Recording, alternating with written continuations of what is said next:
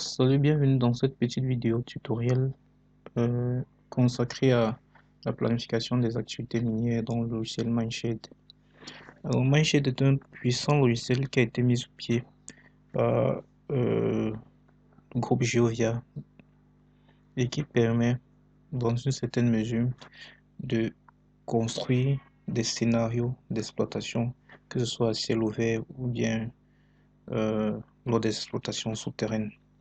Alors aujourd'hui, je vais vous montrer simplement et pratiquement comment est-ce que vous pouvez construire un scénario, planifier les travaux d'exploitation de votre mine, qu'elle soit à ciel ouvert ou bien qu'elle soit souterraine.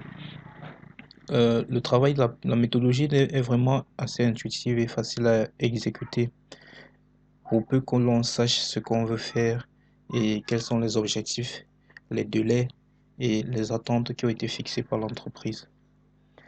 Vous verrez que l'interface de Mindshade est conçue de façon progressive. Donc, il y a des flèches là qui vous indiquent progressivement la marche à suivre.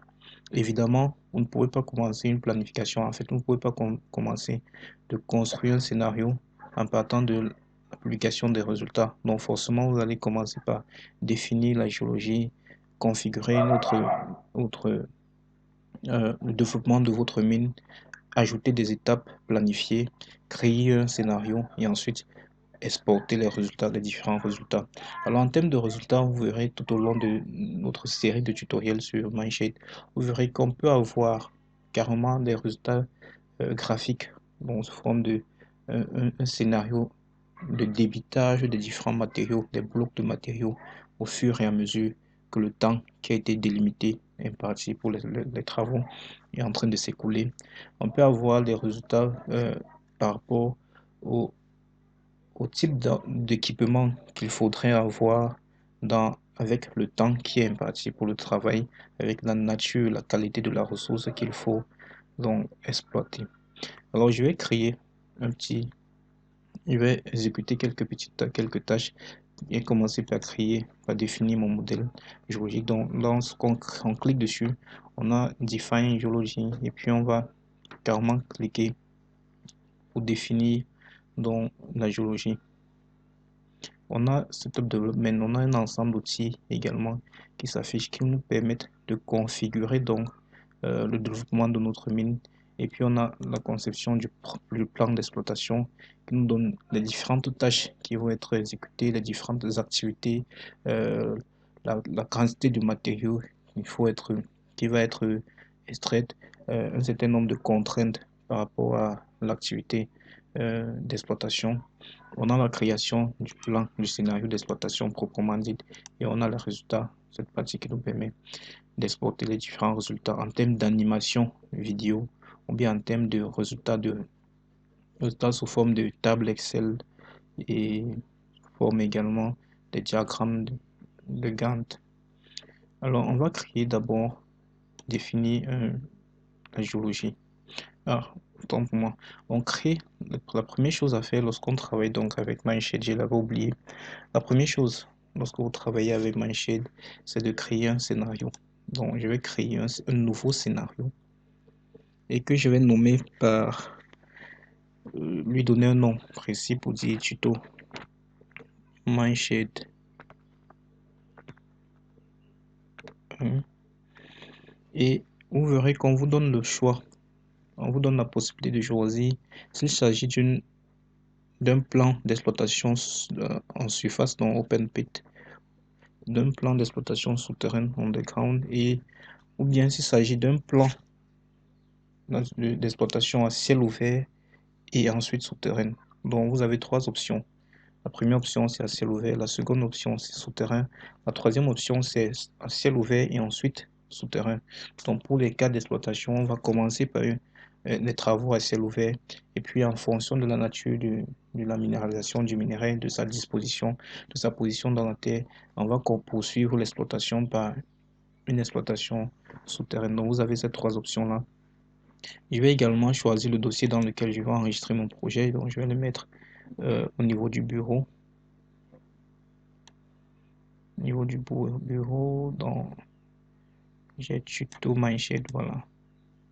Je vais le mettre l'enregistrer là. Il faut également dire que dans mon dossier, dans le dossier où je vais enregistrer mon travail, le scénario que je veux créer, il y a d'autres fichiers, il y a d'autres informations préexistantes qui vont me servir, par exemple, pour la création de mon scénario. Et je prends l'exemple du modèle géologique. Le modèle géologique n'a pas été créé sur Mindshade. Vous obtenez un modèle géologique, soit de Datamine, Spark ou bien Leapfrog, et puis vous allez utiliser entièrement les informations contenues dans ce modèle géologique-là pour concevoir votre plan d'exploitation minière.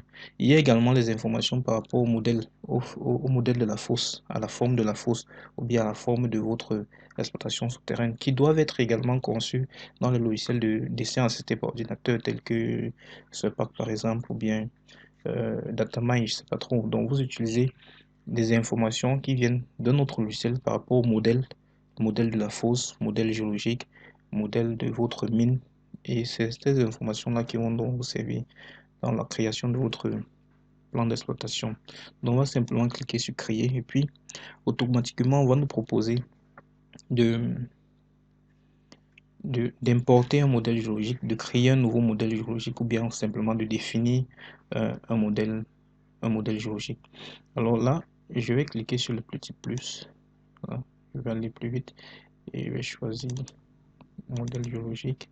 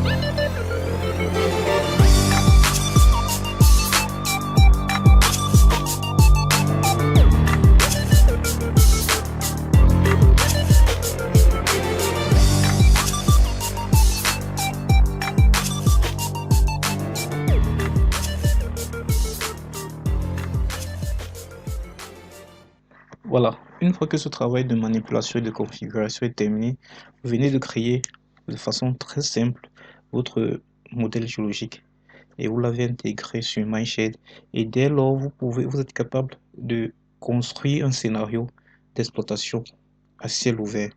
Alors on va valider notre modèle géologique puisque nous avons configuré tous les éléments qu'il faut. En fait, le minimum des éléments qu'il faut, c'est juste des indications par rapport à comment est-ce qu'on crée ces éléments, ces outils. Donc, on va juste valider notre modèle et voir s'il n'y a pas d'erreur, s'il est possible de concevoir un scénario d'exploitation grâce à ce modèle géologique et aux configurations qui ont été intégrées.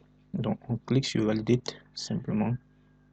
Le modèle géologique sera donc validé et on aura cette nouvelle option qui s'ouvre et qui nous propose de checker tous les modèles pour voir s'il y a des erreurs dans notre modèle. Donc, on va checker et voir s'il y a des erreurs dans notre modèle logique. On n'a pas d'erreur et on peut donc update tous nos modèles et voir quel est le résultat dans cette fenêtre graphique. Voilà, nous avons le résultat, nous n'avons aucune erreur dans notre modèle géologique. Nous avons checké, nous avons le résultat sur notre fenêtre graphique. On a donc le volume, la masse, la teneur totale, la moyenne des teneurs qui sont affichés dans notre fenêtre graphique. On peut modifier cet affichage, plutôt ceci, cela. Donc, il y a plusieurs façons d'afficher cela. Et donc, dans chacun des graphiques, vous vous rendez compte qu'il y a un certain nombre d'informations par rapport aux variables qui ont été créées, en fait, du moins qui ont été configurées au départ. Et il y a une partie importante lorsqu'on travaille en Mindshade, il s'agit de la validation des données que vous obtenez ici par rapport au modèle que vous avez créé au départ dans SERPAC ou bien dans Datamine ou dans Leapfrog. Évidemment, il faut comparer donc ces différents résultats, ces différentes valeurs aux informations que vous connaissez déjà de votre modèle géologique et voir s'ils sont en adéquation, s'ils sont en accord avec cela. Par exemple, la zone fraîche, les fortes teneurs dans la zone fraîche doivent être supérieures à l'ensemble de toutes les autres informations, de toutes les autres données en ce qui concerne la moyenne des teneurs, la teneur moyenne. En ce qui concerne la teneur totale ou bien la valeur totale de notre gisement en termes de, de, de euh, d'importance autant pour moi. Donc la valeur totale, j'aurais dû mettre la valeur totale par la teneur totale. Du moins, cette teneur de la zone fraîche doit être supérieure aux autres teneurs. Par exemple, si vous vous rendez compte que le stérile et l'ouest là a une valeur totale, un tonnage, autant pour moi, un tonnage, c'est le mot que je cherchais.